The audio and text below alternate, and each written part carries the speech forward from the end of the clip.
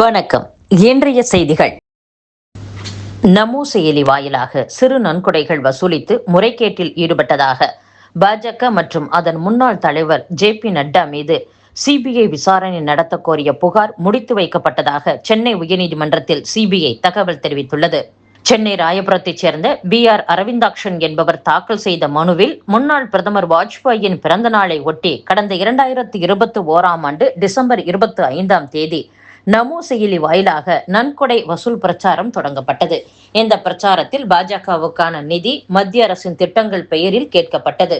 இந்த பிரச்சாரத்தில் பாஜகவுக்கான நிதி மற்றும் மத்திய அரசின் திட்டங்களின் பெயரில் கேட்கப்பட்டது. சிறிய அளவிலான நன்கொடை அளிக்கும் திட்டம் என அறிவிக்கப்பட்டு நன்கொடைகளை வழங்க வேண்டும் என பிரதமர் மோடி, பாஜக தலைவராக இருந்த நட்டா ஆகியோர் பொதுமக்களிடம் வேண்டுகோள் வைத்ததால் நானும் நன்கொடை வழங்கினேன். மத்திய அரசின் நலத்திட்டங்களுக்கு தாங்கள் ஆதரவளிப்பதாக நம்பி நாடு முழுவதும் உள்ள மக்கள் நன்கொடை அளித்துள்ளனர். ஆனால் மக்கள் அளித்த நன்கொடை உண்மையில் அந்த திட்டங்களுக்காக ஏதேனும் ஒரு அரசு கணக்கில் சென்றடைந்ததா என்பது குறித்து நன்கொடையாளர்களுக்கு வெளிப்படையாக தெரிவிக்கப்படவில்லை. நமோ செயலி மூலம் இதுவரை சேகரிக்கப்பட்ட நிதியின் முழு கணக்கையும் சமர்ப்பிக்க பாஜக மற்றும் அதன் நிர்வாகிகளுக்கு உத்தரவிட வேண்டும் என்று அந்த மனுவில் கூறப்பட்டிருந்தது. இந்த வழக்கு நீதிபதி ஜி.கே. இளந்திரையன் முன்பு விசாரணைக்கு வந்தது. அப்போது சிபிஐ தரப்பில் மனுதாரர் புகாரை ஆய்வு செய்ததில் அது எங்கள் விசாரணை வரம்புக்குள் வராது என கண்டறியப்பட்டு புகார் பிப்ரவரி மாதமே முடித்து வைக்கப்பட்டது என தெரிவிக்கப்பட்டது. இதை பதிவு செய்த நீதிபதி மனுவை முடித்து வைத்து உத்தரவிட்டார். இன்று மது பழக்கம் அதிகரித்துள்ளது. நாங்கள் சொல்வதை விட மாணவர்களாகிய நீங்கள் சொன்னால் அனைவரும் கேட்பார்கள் என்று திருப்பூரில் நடந்த பள்ளி நிகழ்ச்சி ஒன்றில் பி த லீடர்ஸ் அமைப்பு நிறுவனர் அண்ணாமலை வேண்டுகோள் விடுத்துள்ளார். கோவை கிழக்கு புறவழிச்சாலை திட்டத்தை மத்திய சாலை போக்குவரத்து மற்றும் நெடுஞ்சாலைகள் அமைச்சகம் கைவிட்டுள்ளது. இந்த திட்டத்தின் அவசியத்தை கூறி தமிழக அரசு அழுத்தம் கொடுக்க வேண்டும் என்று தொழில்துறையினர் எதிர்பார்க்கின்றனர். முதலமைச்சர் விஜய் தலைமையிலான தாவேக அமைச்சரவையில் இடம்பெறுவதில் 2 கம்யூனிஸ்ட் கட்சிகளிடையே முரண்பாடு ஏற்பட்டுள்ளது.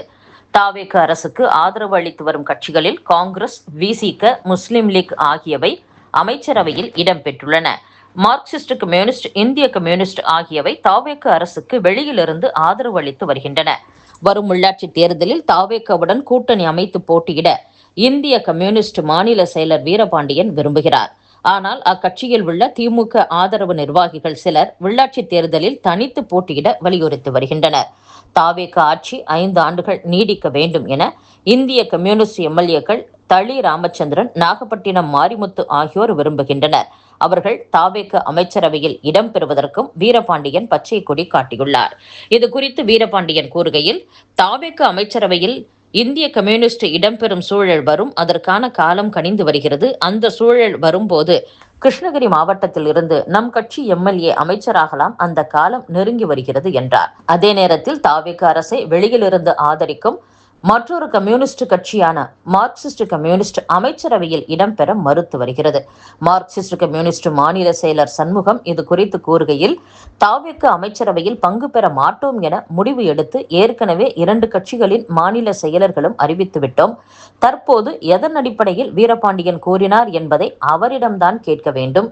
அமைச்சரவையில் இடம்பெற மாட்டோம் என்ற நிலைப்பாட்டில் நாங்கள் உறுதியாக இருக்கிறோம் என்றார். தாவேக அமைச்சரவையில் இடம்பெறுவது தொடர்பாக 2 கம்யூனிஸ்ட் கட்சிகளிடமும் முரண்பாடு ஏற்பட்டுள்ள நிலையில் வரும் 20ஆம் தேதி கம்யூனிஸ்ட் கட்சிகளின் ஒருங்கிணைப்பு குழு கூட்டம் சென்னையில் நடைபெறுகிறது. அதில் அமைச்சரவையில் இடம்பெறுவது குறித்து முடிவு எடுக்கப்படும் என்று தெரிகிறது.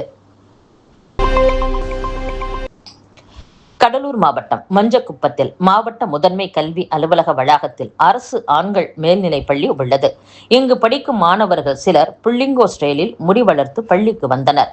அவர்களிடம் நேர்த்தியான முறையில் முடிவெட்டி வரும்படி ஆசிரியர்கள் அறிவுறுத்தியதாக கூறப்படுகிறது. ஆனால் மாணவர்கள் அதை பொருட்படுத்தவில்லை. இந்நிலையில் பள்ளி தலைமை ஆசிரியை மற்றும் ஆசிரியர்கள் குறிப்பிட்ட மாணவர்களுக்கு பள்ளியிலேயே வைத்து முடிவெட்ட திட்டமிட்டனர். இதனைத் தொடர்ந்து நெடுஞ்சாலை ரோந்து சப் இன்ஸ்பெக்டர் திருமாவளவன் உள்ளிட்டோர் ஒத்துழைப்புடன் முடி திருத்தும் தொழிலாளர்களை பள்ளிக்கு வரவழைத்து வகுப்பறையிலேயே மாணவர்களின் முடியை வெட்டி திருத்தம் செய்தனர். பள்ளி ஆசிரியர்களின் இந்த செயல் அனைத்து தரப்பினரிடமும் பாராட்டை பெற்று வருகிறது. திருநெல்வேலியில் முன்னாள் முதலமைச்சர் காமராஜர் பிறந்த விழா திருநெல்வேலியில் முன்னாள் முதலமைச்சர் காமராஜர் பிறந்தநாள் விழா கொண்டாட்டத்தின் போது காங்கிரஸ் கட்சியினர் கைகலப்பில் ஈடுபட்டனர். திருநெல்வேலி வண்ணாரப்பேட்டையில் உள்ள மாவட்ட காங்கிரஸ் அலுவலகம் முன்பு காமராஜர் பிறந்தநாள் விழா நடந்தது. இதில் காங்கிரஸ் எம்பி ராபர்ட் புரூஸ் முன்னிலையில் லஞ்சம், ஊழலுக்கு எதிராக உறுதிமொழி ஏற்கப்பட்டது. அப்போது புகைப்படத்திற்கு போஸ் கொடுப்பது தொடர்பாக தகராறு ஏற்பட்டதாக கூறப்படுகிறது. முன்னாள் மாவட்ட தலைவர்கள் சங்கரபாண்டியன், உமாபதி சிவன் ஆகியோர் ஒருவரை ஒருவர் தள்ளி உள்ளனர். பின்னர் அடிதடியிலும் ஈடுபட்டனர். இதனால் உறுதிமொழி ஏற்பு நிகழ்ச்சியில் பதற்றம் ஏற்பட்டது. கட்சி நிர்வாகிகள் தலையிட்டு இருவரையும் விலக்கினர். அங்கு போலீசாரும் குவிக்கப்பட்டனர். இந்த சம்பவத்தை தொடர்ந்து ஒழுங்கு நடவடிக்கை எடுக்குமாறு தமிழக காங்கிரஸ் தலைவர் மாணிக்கம் தாக்கூர் உத்தரவிட்டிருந்தார். அதில் கட்சியின் நற்பெயருக்கு களங்கம் விளைவிக்கும் வகையில் பொதுவெளியில் கண்ணிய குறைவாக நடந்து கொண்ட இருவர் மீதும் ஒழுங்கு நடவடிக்கை ஏன் எடுக்கக்கூடாது, இது தொடர்பாக 10 நாட்களுக்குள் எழுத்துப்பூர்வமாக விளக்கம் அளிக்க வேண்டும் என்று ஒழுங்கு நடவடிக்கை குழு தலைவர் ராமசாமி தெரிவித்தார்.